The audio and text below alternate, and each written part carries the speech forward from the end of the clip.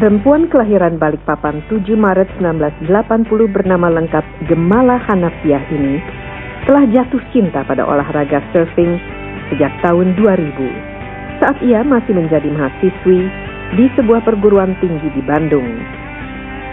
Gemala yang sejak kecil memang menyukai olahraga outdoor memutuskan untuk menekuni surfing sebagai pekerjaan.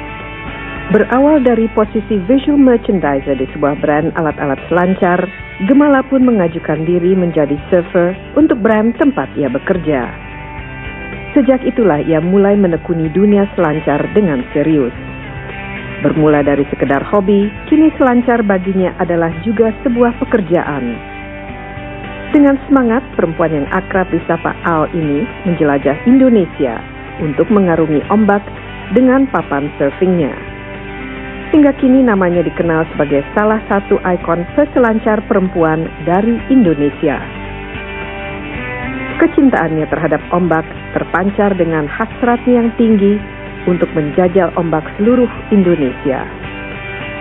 Al memang suka berselancar, namun tujuannya bukan untuk berkompetisi. Karena itu, ia tidak masuk kategori atlet. Al justru ingin memperkenalkan potensi pantai Indonesia sebagai tujuan wisata surfing dunia. Selamat datang di kebun Gemala. Tapi enakan outdoor ya. Iya. Mumpung lagi ada matahari. Tapi nggak terlalu panas juga. Tapi kalau panas juga nggak apa-apa kan, kamu tipe orang yang suka matahari. Sangat menyerap matahari. Katanya baru pulang dari Pulau Rote. Dari Rote.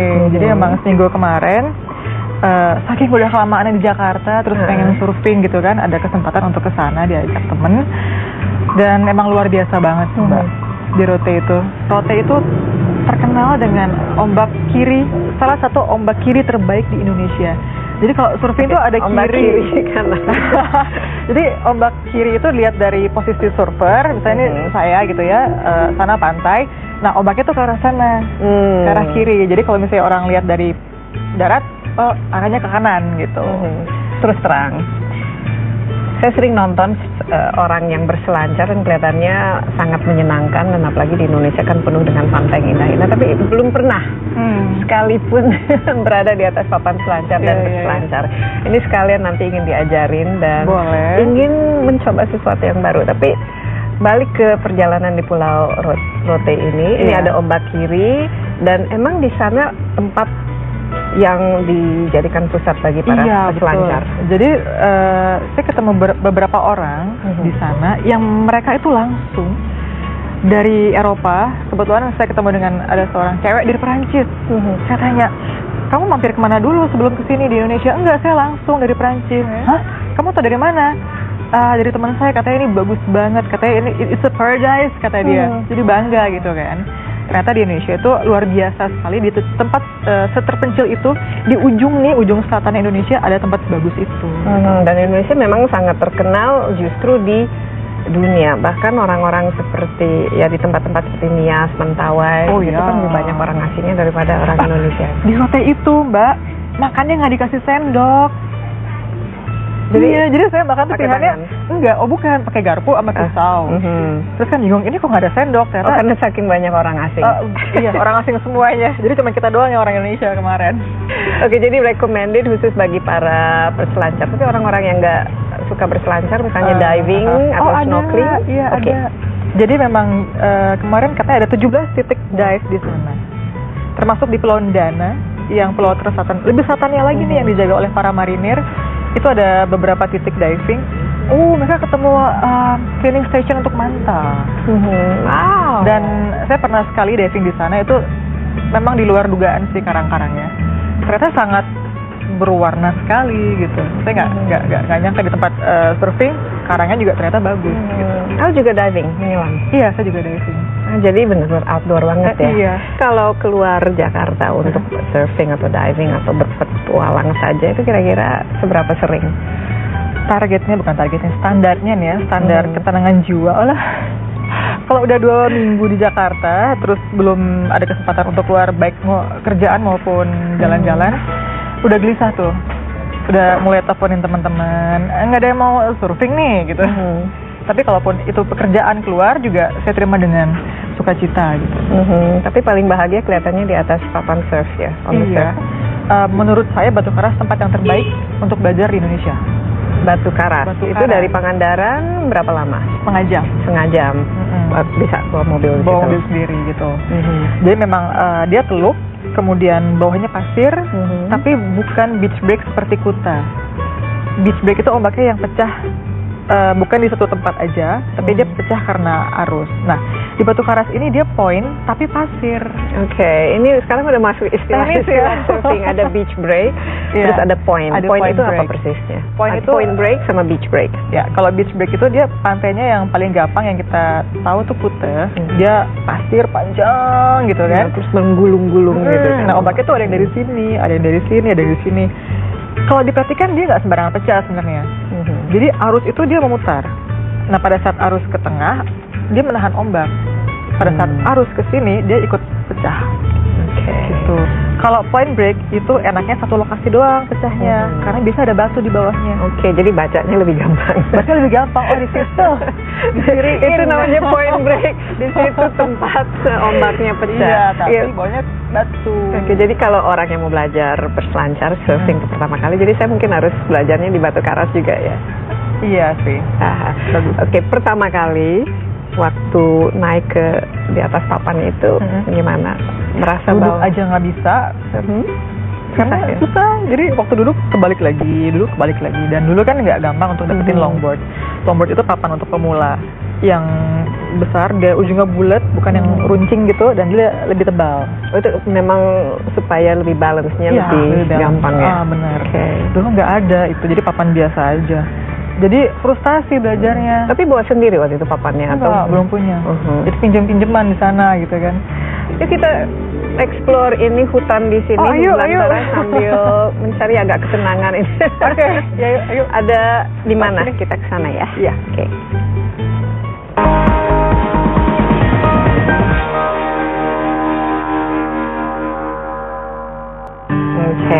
Al dengan Surfer Girl dan koleksi papan selancarnya. Ada berapa total? Total ada 15, tapi nyebar-nyebar. Jadi paling di Jakarta ada sekitar 6, 7 gitu. 15 untuk. Jadi ya ada yang longboard. Yang longboard itu saya tinggal di Batu Karas tadi, karena memang ombaknya juga bagus kan untuk longboard.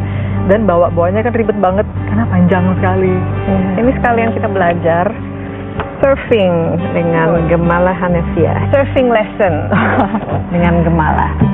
Sekarang yang paling harus diingat kalau kita mau surfing itu apa? Kita harus menentukan kaki mana dulu yang lebih dominan.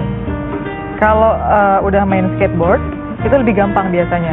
Jadi udah ketahuan mau kaki kiri atau kaki kanan yang di. Kalau Al lebih yang mana yang dominan? Kalau saya lebih dominan kaki kanan, jadi kanan di belakang. Itu namanya regular. Sebaliknya namanya goofy. Iya. Kaki kirinya di depan. Iya. Ya, jadi misalnya kalau sekarang kita pura-pura di pantai, ya kan untuk menuju ombak harus pakai ini lihat di film nih. Harus pedal dulu. Ini agak susah. Jadi papan itu untuk diinjek, yang papan yang seperti ini memang susah. Jadi kalau bisa taruh aja. Jadi harus tiduran di sini. Kemudian pedal itu dadanya harus diangkat supaya mudah, dan biasanya itu yang lebih susah karena capek kan. Ini belum apa-apa udah capek ini. Iya benar. Jadi pedal dan biasanya sakit di sini. Gitu. Jadi harus latihan, harus fit ya sebelum bisa surfing. Makanya nggak ada latihannya. Jadi kalau berenang kayak gitu nggak cukup untuk. Tetap beda ototnya yang dipakai. Nah kalau udah lihat wah ini pas. Terus apa next step? Naik berdiri. Harus pedal dulu untuk menyesuaikan kecepatannya. Jadi ombaknya datangnya seperti ini, kita harus pedal juga searah yang arah ombak. Begitu udah mulai terasa terdorong, langsung berdiri, pop up, loncat berdiri. Berdirinya biasanya seperti apa? Biasanya kaki belakang di sini, yang ada gripnya ini, kemudian kaki depan. Jadi benar-benar keseimbangan ya. Keseimbangan badan ya? Iya. Nah biasanya kan kamu pernah ikut kompetisi ya? Itu how did you do? Gimana? Pertama kali nggak bisa bergerak. Tegang banget. Jadi kebayang harus ambil ombak. Di pantai semua nonton, kamera, musik kencang, dikomentarin lagi kan. Ya ini dia. Ya, ini dia Gemala, surfer dari Jakarta. Aduh, gimana gitu rasanya kan. Jadi napas juga semakin cepat kan. Itu sampai nggak dapat ombak sama sekali. Kalau nggak sampai dapat ombak ya udah gagal kan. Gagal gitu. Saking groginya gitu. Tapi lama-lama udah kompetisi mungkin ke-3 atau ke-4, udah bisa dibawa fun, udah berbicara sama diri sendiri nih. Oke, ini anggap aja kayak latihan biasa, anggap aja nih ombak batu karas gitu. Ya udah, dari situ mulai bisa gitu. Udah surfing di mana aja di Indonesia? Dan yang paling favorit di mana? Kalau dari Sumatera, dari Aceh, kemudian turun ke Nias, terus ke Mentawai. Nah ini yang paling keren banget ya, Mentawai ya. Tapi emang susah kesananya dan mahal banget kan, karena dia harus pakai boat. Tapi luar biasa banget emang ombaknya. Bagus yang populer lah. Ya, populer bagi surfers dari luar negeri ya. Mereka biasanya wow cari ke Mentawai. Iya. Saya baru dapat foto kiriman dari Instagram Bengkulu. Belum pernah ke sana, pengen nyobain. Di kotanya ada ternyata Bengkulu bagus. Kemudian di Riau di Sungai Kampar itu yang di sungai. Yang tiap hari ada tapi cuma sejam, tapi sejauh sekian puluh kilometer itu ombaknya. Jadi berdiri lama banget sampai pegel. Jadi ombak itu juga hanya bisa di surfing atau bisa di surfing juga. Dipakai itu hanya beberapa jam sehari ya, bukan? Iya, karena dia waktu air pasang aja dari laut ke sungai. Itu cuma 1 kali tiap hari di sungai itu, tapi lama sekali dan pasti puas kalau kayak gitu. Jangan khawatir katanya. Itu ada buaya. Oh, wow. Jangan sampai ada ikan hiu juga. Oke, tempat-tempat lain ya Bali ya pasti ya. Bali. Jawa Barat banyak banget. Mulai dari Pulau Panaitan, kemudian Banten, Cimaja, Pangandaran gitu-gitu. Sawarna, terus Jawa Timur di Pacitan, bagus banget di sana. Terus Bali udah lah ya, Bali semua orang udah tahu. Nggak perlu dipromosi lagi. Udah Bali, kamu duduk diam gitu. Ya mungkin jadi tips juga ya bagi surfer wannabe yang ingin mengikuti jejak Al, itu tips-tips yang supaya nggak sekali pertama kali naik ke surfboard nggak langsung bisa nyerah. Iya. Jadi harus betul terus sabar dan ada prosesnya. Dan ini memang susah ya sebagai. Iya, emang tidak mudah sih. Tapi bukan yang mustahil itu aja. Tapi kita ngeteh dulu ya. Kita ngeteh di bawah pohon aja karena boleh. Memang kalau di luar dengan udara segar itu sangat menyenangkan.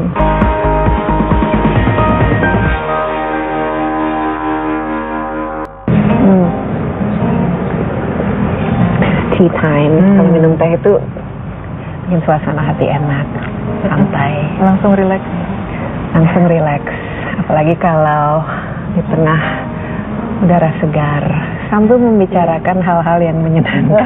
Al sendiri gimana, mau ikut berkompetisi lebih lagi atau bukan itu tujuannya? Bukan itu sih, memang dari pertama kali mengajukan proposal ke bos. Jadi saya bukan ditunjuk, bukan dipilih, tapi mengajukan diri dengan PD-nya karena sudah bosan kerja di belakang meja waktu itu. Saya bikin proposal, saya bikin email waktu itu ke bos saya. Saya bilang kayaknya dengan saya menjadi full time surfer, saya lebih bisa memperkenalkan surfing deh di Indonesia. Ya berarti kan yang pasti kan saya pakai brand kamu gitu ya. Tapi gaji tetap ya. Dan mau nggak mau kan harus surfing kemana-mana kan. Iya. Jadi berarti traveling. Iya betul. Sambil modusnya. Orang lain biasanya ini lebih ke liburan deh. Iya. Ini jadi pekerjaan. Lanjutin perbincangan kita tadi mengenai pantai-pantai Indonesia yang kita kan luar biasa sebagai Nusantara. Pantainya itu paling indah di dunia, dan kalau tempat-tempat diving, surfing sebenarnya Indonesia sama sekali nggak kalah ya dibanding Hawaii misalnya.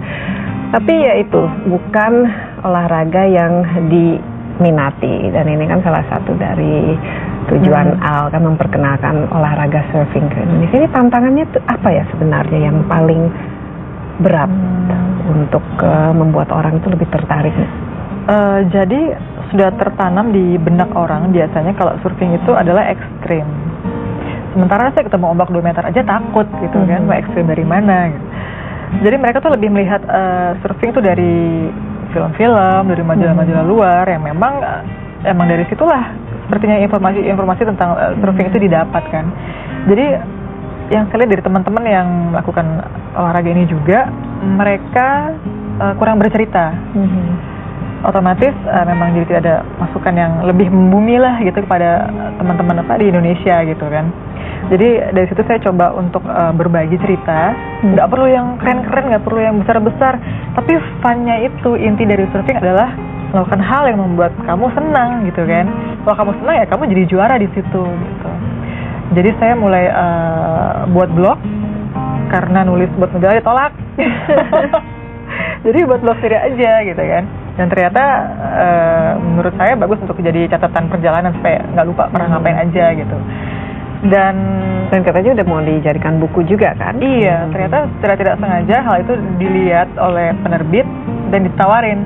Ini mau nggak dijadikan buku, tapi kamu fokusnya ke surfing karena memang hal itu yang mau diangkat, yang jarang diangkat kan. Wah, kebetulan sekali gitu. Emang saya pengen berbagi lebih luas lagi kan. Jadi ya saya terima. Dan sekarang lagi proses revisi. Mungkin harus dibuat trendy juga ya. Sekarang kalau kita lihat misalnya di Jakarta kan ada Car Free Day, dan di kota-kota lain udah mulai ada Car Free Day. Orang juga udah lebih sering misalnya berlari, skating atau bersepeda, dan ya dulu juga mungkin ya ngapain juga panas-panas lari atau bersepeda. Tapi sekarang kan semua orang kelihatannya udah ke arah situ. Bisa nggak surfing dibuat seperti itu? Karena diving juga udah mulai diminati kan? Iya betul. Kalau surfing itu memang, ya. Tapi ada usaha lebih yang harus dilakukan untuk itu karena butuh traveling kan. Dari Jakarta biasanya kalau tempat yang terdekat ya Pelabuhan Ratu. Dan ini bukan olahraga yang bisa dinikmati dalam sehari. Mungkin memang butuh pantai-pantai khusus kayak Kuta, kayak Batu Karas, di mana mereka sekali coba bisa berdiri gitu walaupun masih di buih-buihnya gitu. Bisa dicoba sih. Mungkin juga ada aspek cost-nya mahal ya untuk misalnya ke Pulau Rote kan nggak. Oh iya, ya jangan yang sejauh itu dulu sih. Saya coba berbagi lokasi yang menurut saya cocok untuk belajar. Jadi saya taruh di blog. Mungkin teman-teman yang mereka bisa nyesuaiin sama kondisi lokasi di mana mereka tinggal.